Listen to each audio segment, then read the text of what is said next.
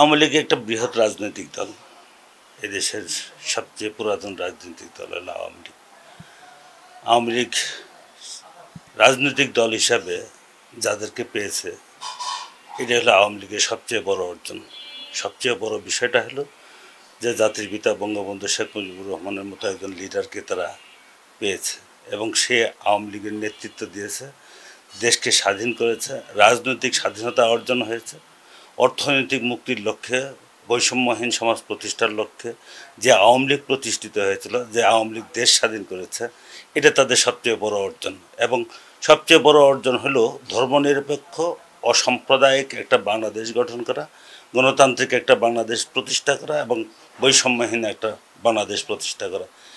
এইটা আওয়ামী লীগের সবচেয়ে বড় অর্জন এবং মানুষের কাছে রাজনৈতিক দল হিসেবে পৌঁছাইতে পারাটা হলো একটা বড় অর্জন। দেশের মানুষের ভিতরে রাজনৈতিক চেতনা বা মুক্তিযুদ্ধের চেতনা পৌঁছে দেওয়ার হলো আওয়ামী লীগের সবচেয়ে বড় অর্জন। কিছু কিছু জায়গা আছে আওয়ামী লীগের, যেমন আমরা বলতে পারি যে লিডারশিপ তৈরি করা উচিত ছিল, সেই লিডারশিপ তৈরি করবার ক্ষেত্রে কিছু ব্যর্থতা তৈরি হয়ে আছে।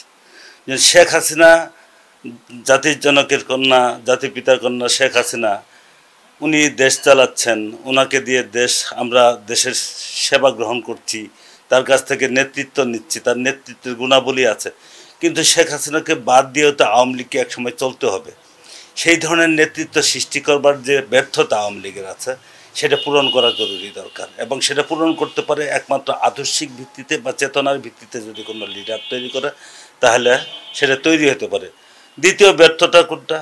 আমরা রাজনৈতিক স্বাধীনতা অর্জন করছি, কিন্তু অর্থনৈতিক মুক্তির লক্ষ্যে যে জায়গাতে যাওয়া দরকার, আমাদের যে জায়গায় পৌঁছা দরকার, সেই জায়গাতে আজ পর্যন্ত আমরা পৌঁছতে পারি না। কিন্তু আমরা এইটা বিশ্বাস করি যে জাতির জনকের কন্যার নেতৃত্বে দেশ যেভাবে এগিয়ে চলছে, সেখানে যদি কিছু কিছু পদক্ষেপ গ্রহণ করা, তাহলে সেই পদক্ষেপগুলো গ্রহণ করার মধ্যে দিয়ে এইটাকে আরও তড়িৎ করা সম্ভব, ত্বরান্বিত করা সম্ভব। যে অর্থনৈতিক মুক্তির যে পথটা, সেটাকে আরও প্রশস্ত করা সম্ভব। যেমন আমরা বলছি যে সমাজ ব্যবস্থার অভ্যন্তরে বিভিন্ন জায়গাতে বিভিন্ন পর্যায়ের লোক, বিভিন্ন মতাদর্শের লোক, বিভিন্ন সংগঠন বা অফিসের লোকজন যারা বিভিন্নভাবে দুর্নীতি করছে, এই দুর্নীতিকে রোধ করা প্রয়োজন জাতির জনকের কন্যার। এবং সেখানে আমাদের সক্রিয় সহযোগিতা থাকা দরকার। বাঙালির চেতনায় বিশ্বাসী আমরা যদি সক্রিয় সহযোগিতা করি, তাহলে আমরা বিশ্বাস করি যে জাতির জনকের কন্যা এই জায়গা থেকে একটা মুক্তির পথ আবিষ্কার করতে পারবে এবং জাতিকে মুক্তির স্বাদ দিতে পারবে, অর্থনৈতিক মুক্তির স্বাদ দিতে পারবে। তাছাড়া আমরা সমাজ ব্যবস্থার অভ্যন্তরে প্রত্যেকটা মানুষের যে ন্যায্য পাওনার জায়গা আছে, অর্থাৎ মানুষের যোগ্যতা অনুযায়ী তার যে প্রাপ্যতা আছে, এটাকে নিশ্চিত করা দরকার। সেটা আমাদের হচ্ছে না। কারণ একটা ছাত্র যখন পাশ করবার পর তার চাকরি জীবনে যাওয়ার চেষ্টা করে, তারা বিভিন্নভাবে বিভিন্ন ধরনের বাধার সম্মুখীন হয়।